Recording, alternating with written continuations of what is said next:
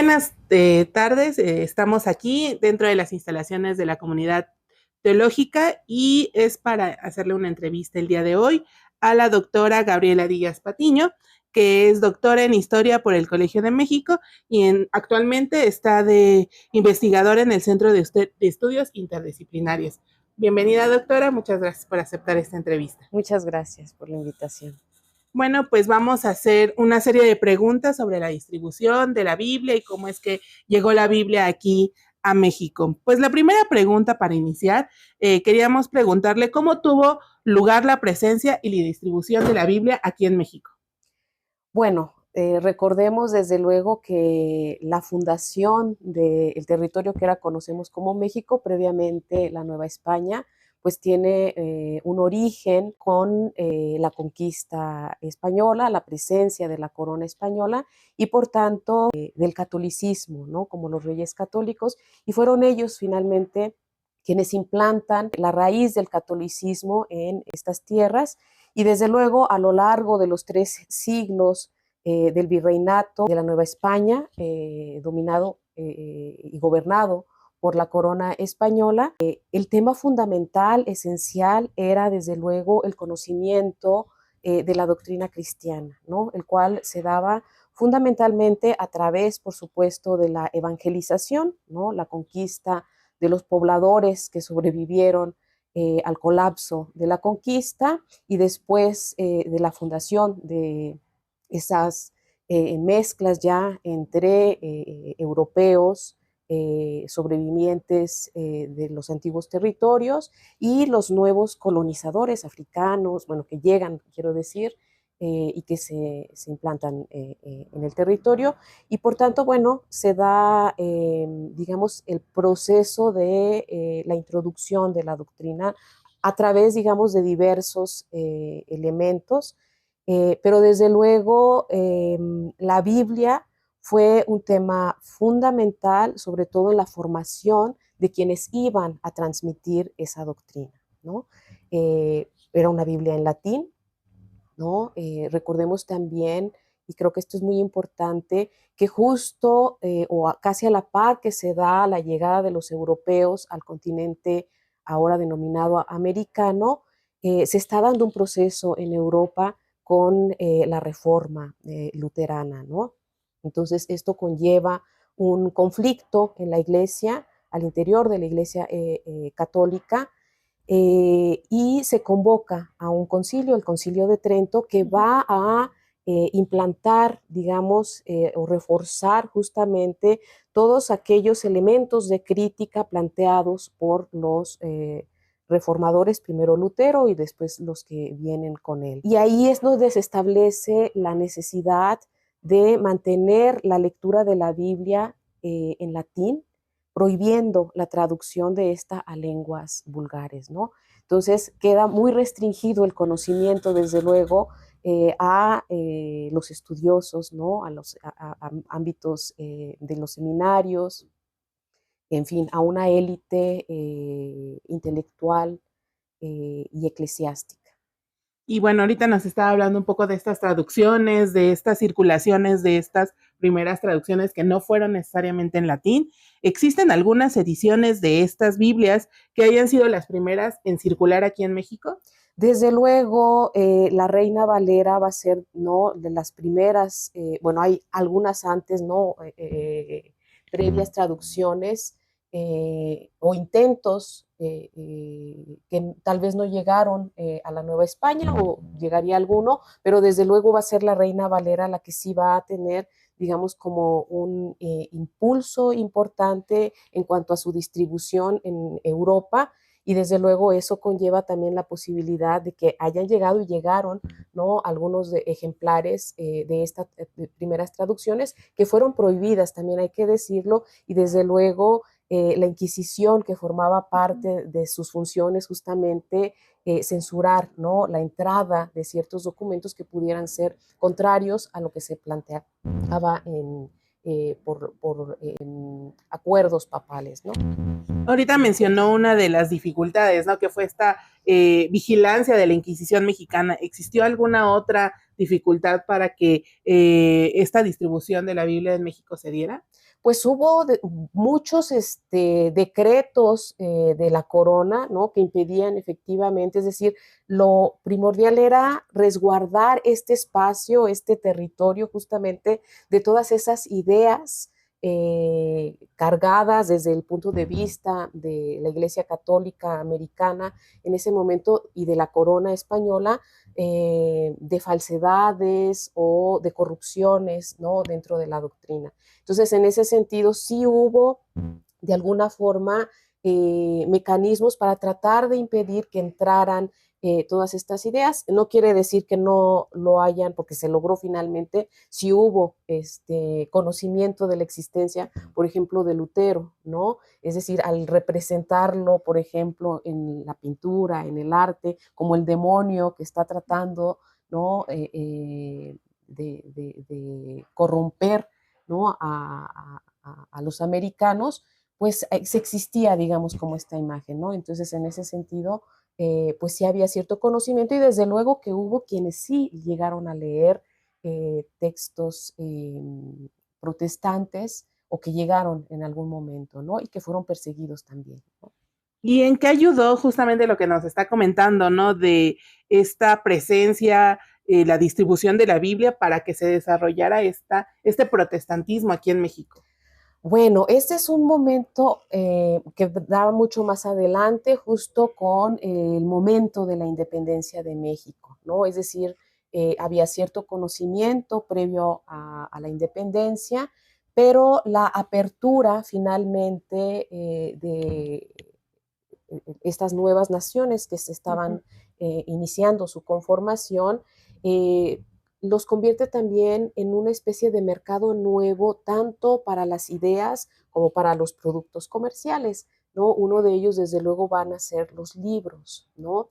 Y prácticamente desde el inicio de la vida independiente de México van a empezar los contactos con Inglaterra, ¿no? Que va a ser de las primeras naciones, la primera de las naciones que reconoce a México como nación independiente y desde luego las primeras negociaciones comerciales, ¿no?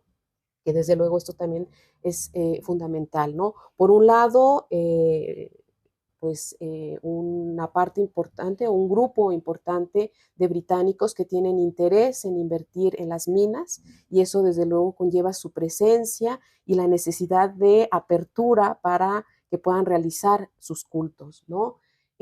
Como sabemos, ¿no? Al inicio de la independencia nacional se establece un estado confesional, ¿no? Es decir, claramente dentro de la Constitución del 24 se establece que esta será una nación católica, ¿no?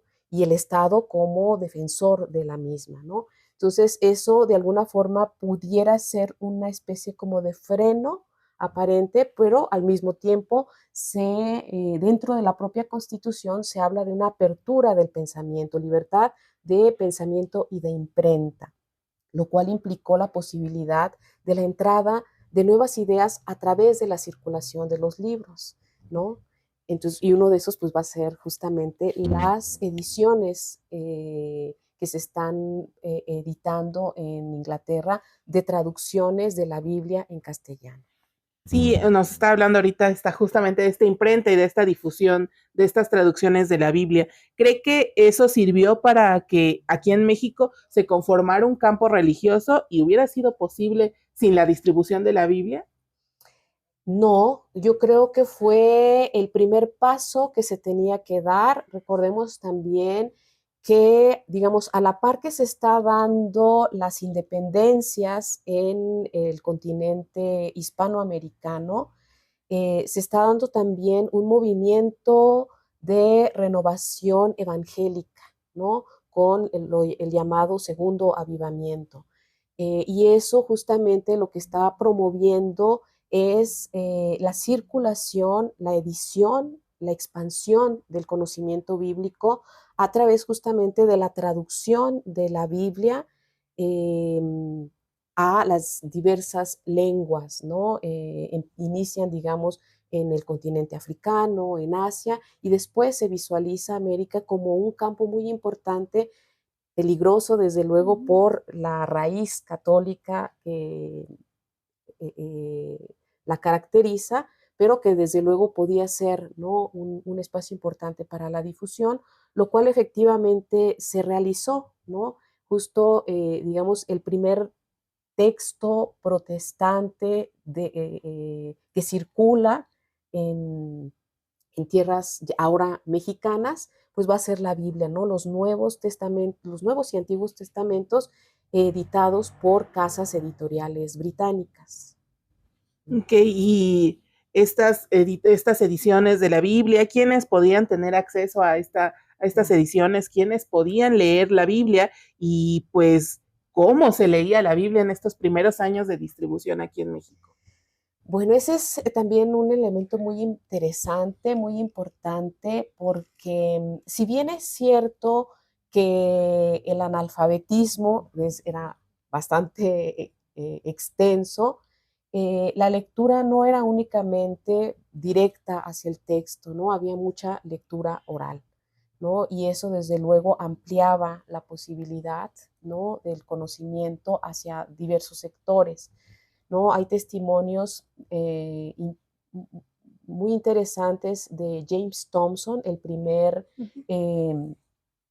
agente bíblico de la Sociedad Bíblica Británica y Extranjera, que llegó a México en 1827, y él habla precisamente, primero del asombro que le causó el acercamiento, el interés de la población por conocer directamente o tener en sus manos el texto bíblico.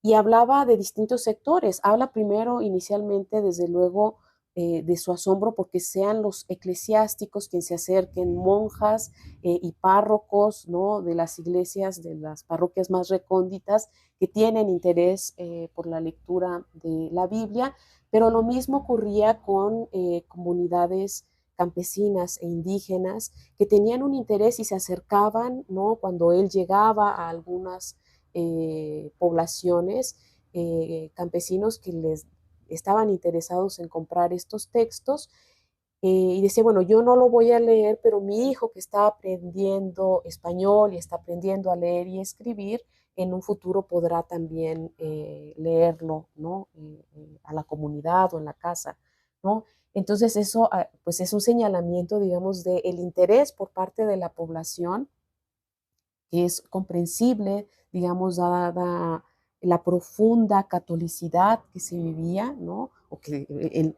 los identificaba, ¿no? Entonces, bueno, eso es de alguna forma lo que va a promover, ¿no?, ese interés inicial por la lectura de la Biblia, ¿no?, de estos textos. Sí, y bueno, todos estos datos que nos está diciendo, toda esta información, ¿cuáles han sido las fuentes en las que usted ha podido identificar para el estudio histórico de la Biblia aquí en México? Bueno, son varias cuestiones. Primero, efectivamente, fue el testimonio de James Thompson, que afortunadamente está en línea, ¿no?, en un esfuerzo importante que se realizó, pues eso, para colocarlo a la vista de todo el mundo, y pues eso, adentrarse a cada uno de los testimonios que él deja registrados en las cartas que envía desde México hacia la sociedad bíblica para informar sobre, pues, el paso que estaba siguiendo toda su misión, que era implantar, ¿no?, la circulación bíblica. Ese sería como un primer e importante documento que me parece fundamental. Y después también, digamos, la segunda etapa de James Thompson, ¿no? Él tiene dos momentos importantes. Uno va a ser del 27 al 30, después es expulsado, bueno, o toma la decisión por circunstancias muy importantes de salir del país, pero va a regresar en la década de los 40, ¿no? Y esa segunda visita también va a tener un impacto importante en el país para la continuidad de la misión, ¿no?, de implantar las ideas protestantes.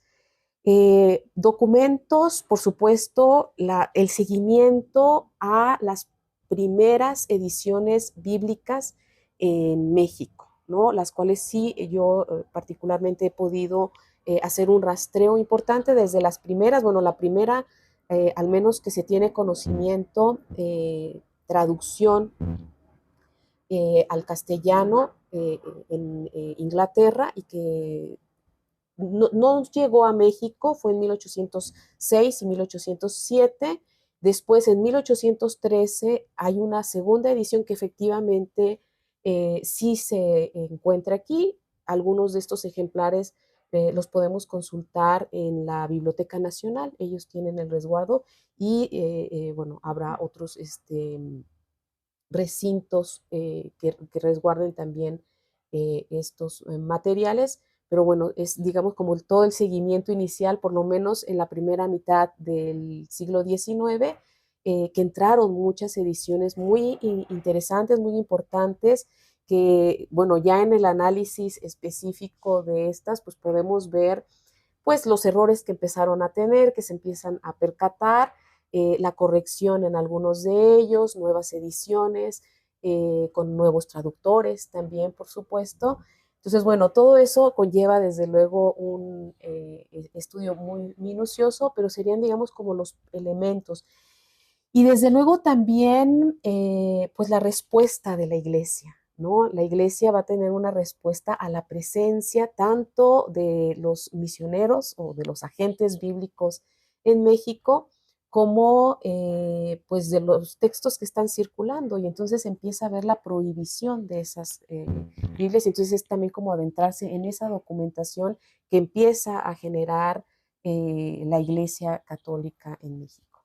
Y más allá de este ámbito religioso, de la expansión del protestantismo, ¿qué importancia tiene conocer la presencia de la Biblia aquí en México? Eso es una pregunta muy importante porque sí creo yo que a partir de la presencia, de la idea incluso de la generación de liberales, tanto de la primera mitad del siglo XIX como posteriormente, de abrir la posibilidad de la entrada de cultos distintos al católico al país, iba a permitir desde luego una apertura de México al ámbito internacional, por un lado, pero también algo que les preocupaba a esas generaciones de mexicanos y mexicanas, ¿no? Que era una libertad de pensamiento real, ¿no? En donde las creencias que cada uno, es decir, tuvieran la libertad de poder creer en lo que realmente quisieran con absoluta libertad, que no hubiera ningún tipo de señalamiento para creer y ejecutar sus creencias como bien les pareciera, ¿no?